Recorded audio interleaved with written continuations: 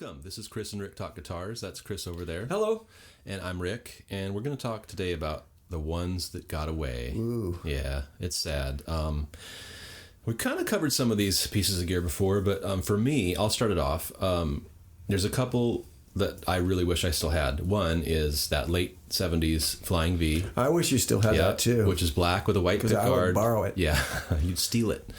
And I wish I still had that thing. I was a bonehead. It was a trade, and it's long gone. But there's that.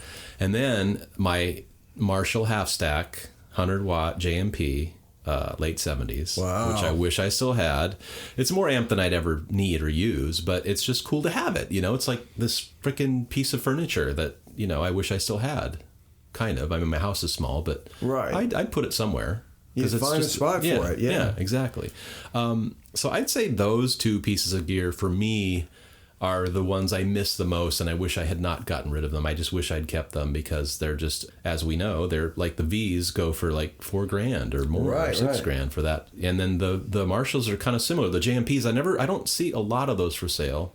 I don't either. But a lot of people dig the 50 watters, I think, more than the 100 watters. Mine was a 100 watter, but it was just a cool, it's a quintessential rock and roll amp, right? It's like 100 watt Marshall half stack, right. You know. Anyway, Chris, talk about some of the ones that you... No, well, first let me ask you a question. Oh, wait, okay, fine. When I'm listening to you talk about those things that got away, my question is this. What the fuck were you thinking?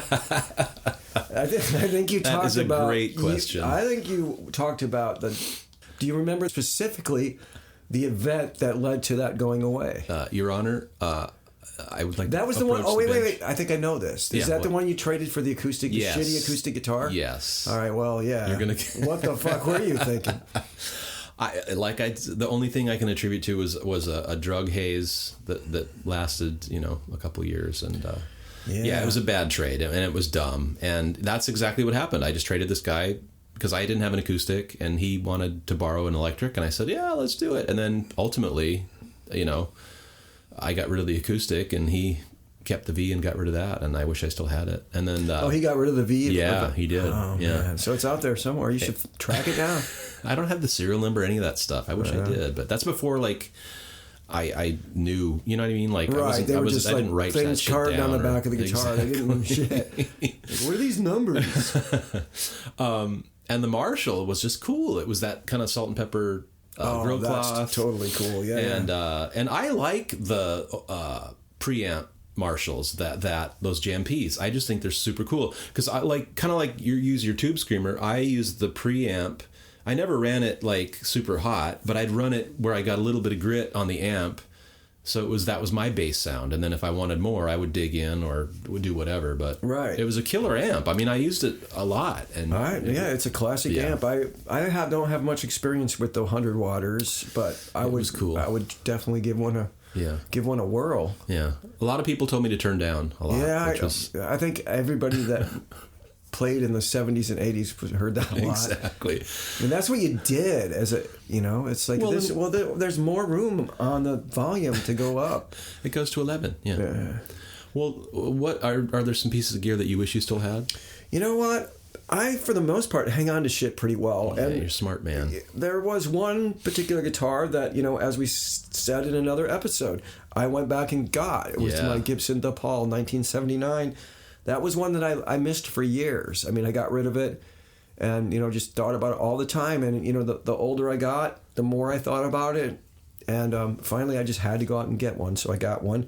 The only other guitar that I think I kind of missed was I had a super cool late 50s Harmony, like top of the line Harmony arch top with two like P90 style pickups. It was like the silver... like P90 flavored. Yeah, I think Gibson even uses some of these pickups too. That it was just a really cool guitar. It was kind of a basket case when I got it, and I kind of brought it back, and it was super cool. And I got rid of that and to get my Telecaster, which I mean I love the Telecaster, so it was okay. But that's the only one I think that, you know, I kind of think that, wow, I wish I kind of still had that. Well, didn't you have a cool old amp too that when you were younger that you got rid of or traded, like a Fender Bassman? Yeah, I traded. I did a pretty poor trade for a Yamaha solid state amp once, a Fender amp for that. But yeah, you know, that I have a question, Chris. What the fuck were you thinking? Exactly. I wasn't at that time. No, I was thinking like, well, look at this. Here's a 212 Yamaha amp. It's like the club amp, and I'm playing in all these bars, and I don't have to make 2 trips. So that's what I was thinking, but it was bullshit. Very early on, bullshit. Are there pedals that you wish you had at all, or? Let's see. I wish I still had my Rat. I've actually.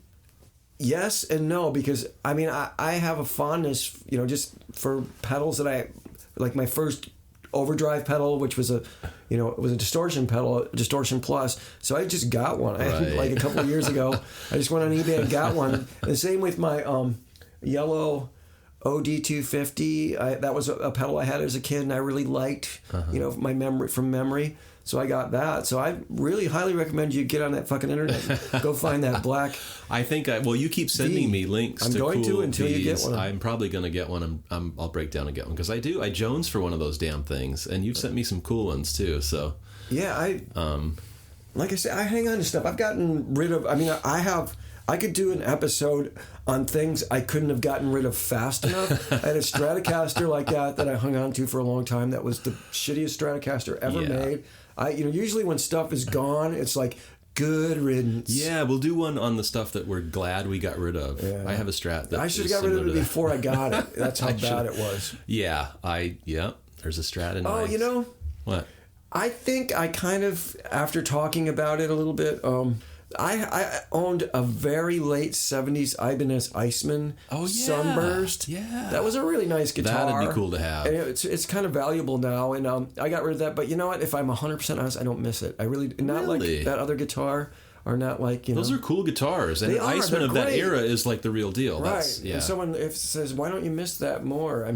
I would understand, but I don't. I can't. I'm trying to make, right now for this episode, I'm trying to make myself miss that guitar more. Oh my gosh. But I can't. It was cool. At least it was you're honest great. about it. I like that. I'm much happier having my The Paul back, which I sold to get that. So. Well, and that's a cool guitar. The Paul is a cool guitar. It's cool. It's not for everybody. Some people look at it and they go, "Oh, they're idiots." I have a special bond with it. Yeah. It's my childhood. It's wrapped up in those 6 strings. Ooh, wow. You like that? Do you have a string quiver, by the way? No, I don't have a string quiver. Okay, we'll talk about that later. I was going to say there's a Rat pedal from the 80s that I wish I still had. Frickin' cool pedal. Was it the small box or the big one? It was the small box. Okay, yeah. Those go for a lot of dough. And it was super cool, man. And those things, there's not much to them. They're funky pedals, but I totally dug it. It got a great overdrive sound. It was warm. It was gritty, and I wish I still had that pedal, that specific pedal. It was cool. Yeah, those are very desirable, and they're cool. Yeah, that's another circuit that they got it right with. I like what they did with that one. I have a 90s reissue of the Big Box. Oh, cool. And it sounds really cool. I use it quite a bit. How big is is it like that big? Hang on. Why don't you Rick. grab it? Because you know what? Now that I'm thinking about it, he's going into the vault. The vault. All right, here we go. Right here. That's what I had. That's what I had. So that's Rick had the big box. Not the little box. The big box. Kalamazoo, Michigan. I used to live by Kalamazoo. That's awesome. Michigan. Yeah, that's what I had, and that was a great freaking pedal. It was awesome. Yeah. What other? I had a very early Roto phase, like the orange Ibanez Roto phase that had like a 1 on it and just said Roto phase. That was my first pedal ever. But you know what? Honestly, I don't think it was that great of a phaser sound wise. Yeah. It was a cool pedal, and those are collectible now. Well, see, now that you mention that, we talked about the wedge phaser I had that I wish I had. Oh yeah, that was the Maestro. Yeah, with the balls. Yeah. And it was cool, but it was as big as a frickin' house, but it was cool. No, I love all that bullshit. I do too. And now that I'm going down all these things that I wish I still had. My first amp was a Fender Champ, a 70s Fender Champ, and I wish I still had that little thing. Yeah, I know. It's I have one. But who, at the time, you don't think that you're going to want to keep this, and it's going to be. And it's not even that it's worth anything. It's just, I just wish I had it because that was a seminal moment in my guitar playing career. My dad brought it home. Some dude at Boeing had one, and I go, "Oh, my kid plays guitar. I'll take it. How much? It's probably $20 or something, Totally. And he brought it home, and I'm like, oh, and of course, it's too small. Exactly. What am I supposed to do? I wanted the Marshall, but now I'm like, that was a cool little amp. I love the Champ. Yeah. No, I mean, it just represents a part of your childhood, and that's why I'm really delighted that you can still go on eBay and find like a 70s Distortion Plus for under $100 or whatever. And it's like, I'm gonna collect that. I mean, it's cool. I mean, there's so much for me in this whole guitar playing game. Nostalgia is so tied up in this. Oh yeah. And I mean, and that's what I find enjoyment from. So if you look around, I'm starting to surround myself with my childhood, basically. But you use it. That's what's so great about it. Yeah. You can use it, and you can take it to your modern self and do things. And it's good to revisit this stuff after all these years and see how different your perception is of all this stuff. Like exactly. How I would use, if I was going to use a Distortion Plus to get some kind of guitar track in a song, I would use it completely different than I did back then. Before, it was just dime everything. Of course, because you wanted that fucking rock sound. Exactly. Right. Or like the Champ, right? I mean, at the time, my mindset was on a Marshall, a big rock amp. But now, like you're saying, it'd be cool to have that as a studio amp or whatever, just for my own enjoyment. But yeah, I totally agree. It's there's all this gear that from my childhood or my past that I have fond memories of for various reasons. And also I'm just that kind of person that's like, if I, like for instance, that V, like that was, I was the first owner of that guitar. It was my guitar, right? One owner. And there's something, I have this weird freaking not OCD, but some weird mental disorder that where I would only want that guitar back. You know what I mean? Like that one. That's the one I want. But I get that. I totally get that. I actually went on eBay like a couple years ago to try to remember the name of the dude who I sold my Paul to. That's hilarious. To see if he was on there to kind of reach out like, hey, Stan, you still got that? You still got that guitar? Remember me? I haven't talked to you in 20 years. But yeah, you want to sell that? No, I have a restraining order. I couldn't. Yeah, totally. I couldn't find that dude, so I found this one. Yeah, but you found a great one. It's an awesome one. I'm trying to think of any other cool pedals. I didn't have many pedals. I had like chorus pedal. I don't miss. Well, the cool thing about Boss pedals that you and I always talk about is that they're fucking sturdy as hell. So I have a Boss chorus from the 80s. Right. Is that one you used in the 80s? Yes, that's cool. The one I used. It's the blue chorus. CE2 or something. Right. And then I have Digital Delay, DD2 from the 80s, and they still work perfectly. Right. Like perfectly. There's nothing wrong with them at all. And I mean, a meteor could come hit the Earth and, thousands of years from now when Viator and the Snow Dog and the guy goes into the space cave. Right. He could find these pedals and tune his guitar. They still work. And the priest would still squash it. Yeah, I mean, I got like, that Distortion Plus that I went and got rebought. That still works perfectly. Yeah. I have a Phase 45 from the same era. Works perfectly. Maybe it was before built-in obsolescence started to kick in. You know what I mean? Pre-Dunlap. Pre-Dunlap. Rest in peace. Oh, that's right. He just sorry, kicked. Moment of silence. It's okay. Yeah. Okay. I kind of wish I had that Yamaha that we talk about. It was nothing special at all. I push you towards that one too because that is so reasonable right now, and it's a good guitar. And it was cool. You could get that for $300. Yeah. And for nothing more than that is pure nostalgia. That's pure nostalgia because the guitar itself isn't really all that at all. But that's the guitar I played in the 80s a lot, along with my V and all that other stuff. And so it's got, that place in my mind where I look back and go, that was a cool guitar. Yeah. It was useful. It was very useful. Right. I'm trying to think of guitars. My very first semi-decent electric guitar was that Epiphone, and I just saw one come up for sale on Craigslist locally. It was the Epiphone ET270. It was the one that Kurt Cobain used during the Bleach era. Red Epiphone. And you put some dough into that one, right? I put some dough into it, but I just saw one just like last week come up on Craigslist. I think it's on there right now, and I think it's like $400 or something. Did it tempt you? No, not at all. Really? Yeah. You're like, I still don't like that guitar. even though I had it for so long, it's just so thicky plastic finish, and that's cool. It's decent. I mean, it's made in Japan. It's decent, but I don't regret that. Well, that's good. A Guild guitar that I got rid of to get my Martin. We had a long relationship. I got a lot of songs out of it. Don't miss it. Okay. Sometimes you're just ready. Like, you know, I was with that Guild. It's like I came to this point, you know, from like the mid 90s, me and this guitar established a relationship, wrote like all these records worth of music together and did all this stuff, but maybe now it's time to find a new partner. And that's kind of cool, though. I did that. So well, the Martin you got is freaking cool. I mean, that's a great guitar. That's one you should never get rid of. I probably won't. I think that's what it was. That was that stage, and the next stage all the way out, I'm going to use the Martin. You know, from here on out. Yeah, that's a great guitar. That's just a freaking cool guitar. It's all right. Well, speaking of ones that got away and then I got back, is that Gibson J180 Everly Brothers model. It was stolen. So I was at work, and there's a parking garage across the street, and I came out after my shift, and windows broken, all this shit, and somebody had stolen my freaking guitar. Like an idiot, I left it in the car, and where you could see it. But I thought it was long gone. I was like, it's gone. But I put out flyers and stuff, and I got it back amazingly. And it was not destroyed or harmed in any way, but that was super lucky. And I'm glad I got that one back, because I would have been bummed.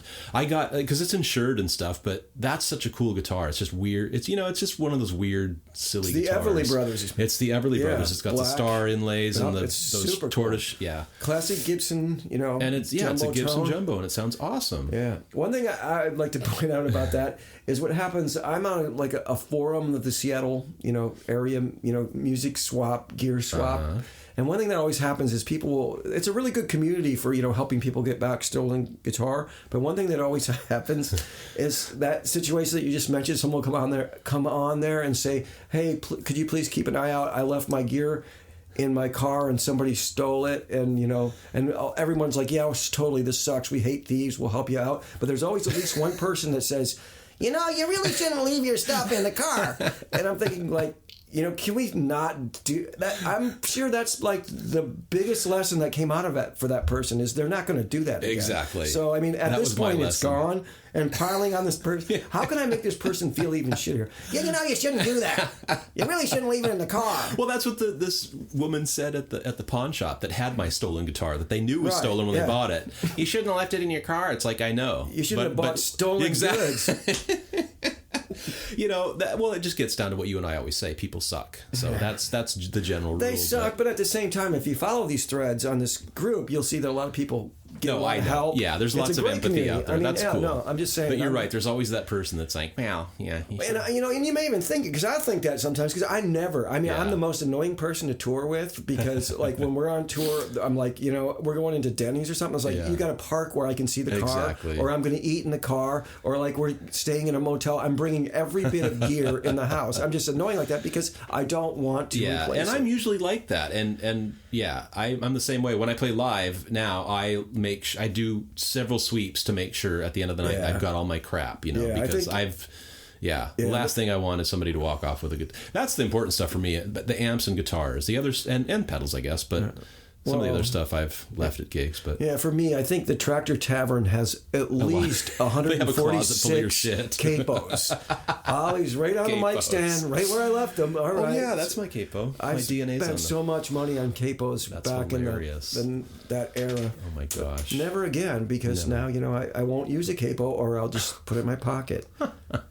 Yeah, I could have bought you your Flying V back with all the money I lost on capos. What are you thinking? I don't know. I wasn't. That was obviously it. I think we're not unlike a lot of other players who have stories of guitars and amps and things that we wish we still had.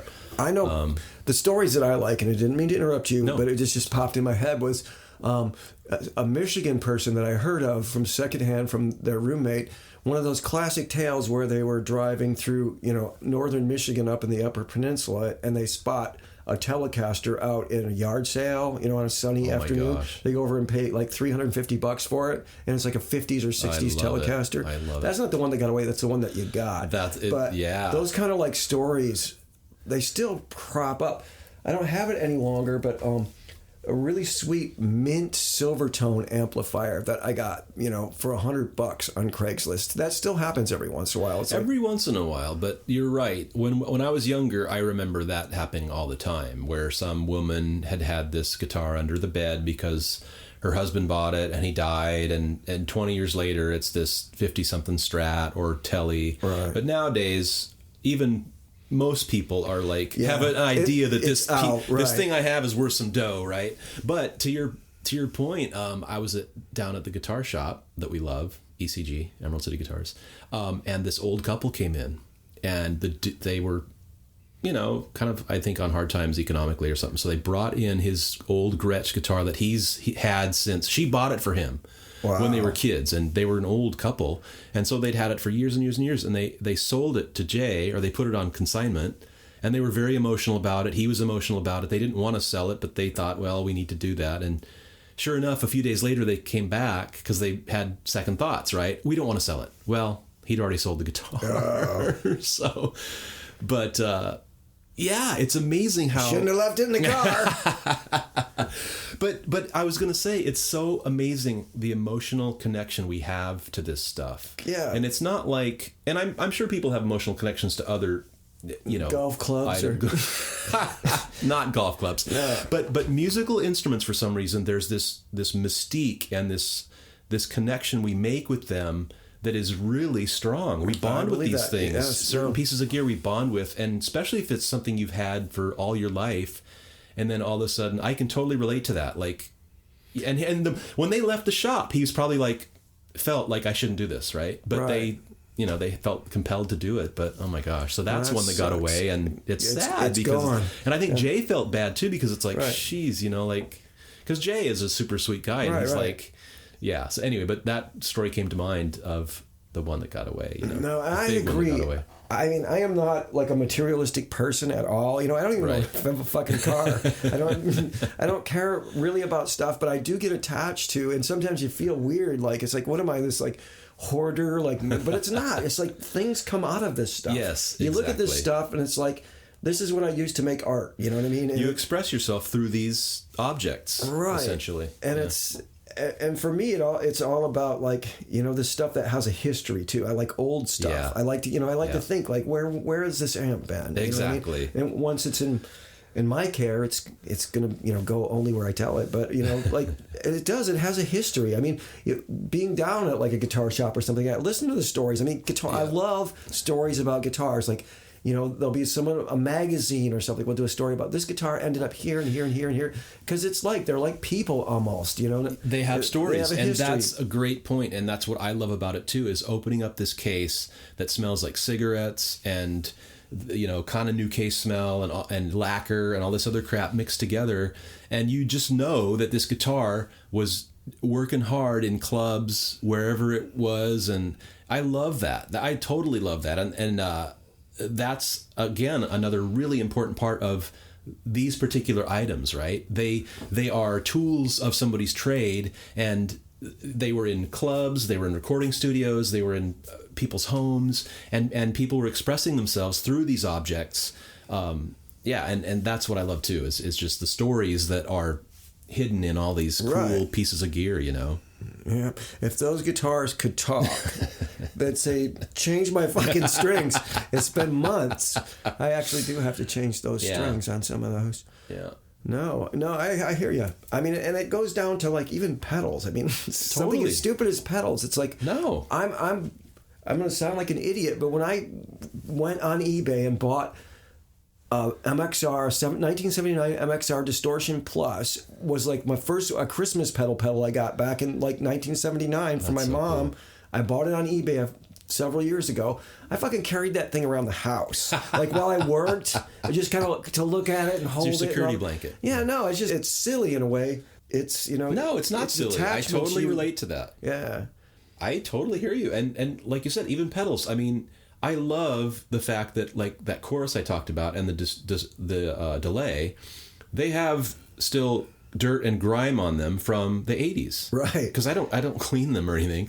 So I can look at that pedal and go, yeah, that's grime and dirt from when I played clubs in Seattle in the 80s. And it's cool. It's cool to look at a piece of, especially if you still own it. That's why the ones that got away are bum me out sometimes, because I wish I still had that V, because I was the owner of that. I'm the one that wore the black paint off of that thing down to the mahogany, because I played the damn thing so much. Just like pedals, you can see that they're kind of rusted. The screws are rusted a little bit, and Spilled beer there. Totally. And so and again, like on amps, it's so cool to see like stains where you saw somebody put their beer or something like that, or the grill cloth is fucked up in some way because of right there on that Princeton. There's a dent on the side where it tipped over. So we're just a couple of silly old hoarders. I think there's a lot of people like that, though. That's what. Oh no, that's why this industry is so big, and that's why the vintage industry is so big, is because they know that there is this emotional attachment we have to this gear. They know that. Right. There's a psychology to this. It's like muscle cars or anything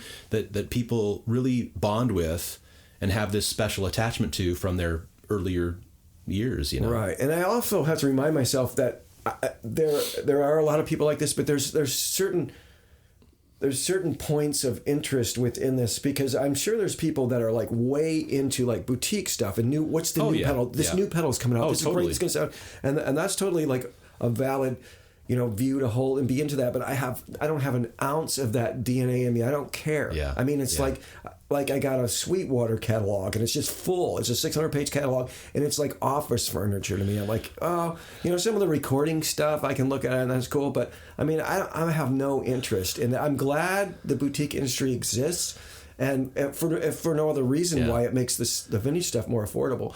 But I have no, I want the old stuff. It's interesting that you said that, because I was reading online this thread that people were talking about Gibson and the newer guitars, and how like boomers, people our age, were like into the old Gibsons and all this other stuff. And he was saying something to the effect that it'll be great when the boomers die, because then we won't have this nostalgia for these old ridiculous guitars. But it's like, yeah, you're right. Yeah, we're silly that way, but and to your point, it's like this guy's probably into newer gear and boutique gear and all this other crap, but you and I are into this old stuff that we grew up with. And well, the funny thing is, that'll be his deal too. It's like when he gets older, he's going to remember the boutique pedal he bought, the Klon. Right. No, and that's totally cool. I get that, but there's the nostalgia factor, but there's also the and people are going to say this is like get off your yard, like old person talking too. The old stuff, there's a reason why that Course pedal and like my MXR pedal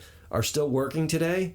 And we'll see how this boutique stuff does down the road with the switches that's available to boutique builders now. Right. Those old Carling switches that were in these will go forever. And sometime in the 80s, they switched. They went to Mexico and they moved all of the machinery down there, but they didn't get it set up right. This is what I hear. Right. And so a lot of the switches, there's a high failure rate in those. The same with a lot of the boutique switches. There's like lots of switching problems, and like the boutique, a lot of the companies will handle this by saying, well, we give you a lifetime warranty on this. It's worthless when you're on stage on a 3-band build. I don't give a shit if you give me 2 lifetime warranties. I just want the thing to fucking work. Yeah, they should sell like 5 switches with the thing, because you'll have to swap them out. And they'll fail. Granted, it's probably fine. And the amount of people that are into the boutique and fill their boards, we're talking like professionals. Right. Like go on YouTube and watch these people. They all have the boutique stuff, and they're professional touring, so it's probably fine.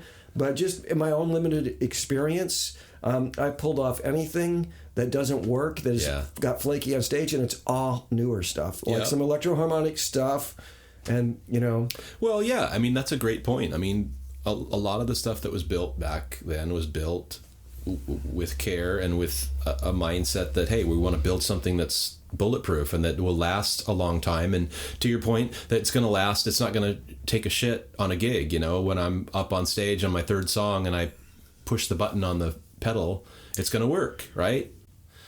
Well, thanks for listening. As always, we really appreciate you guys listening to this silly podcast, and check us out on Facebook, Twitter, and Instagram. And we just have a blast doing this. And you got anything to say, Chris? No, just thank you for listening, and don't let that get away. Yeah. Keep your gear, man. Keep your You'll gear. regret it if you get rid of it. All right. And help Rick find his Flying V. Please. Needs to come home. All right. Bye-bye. Bye.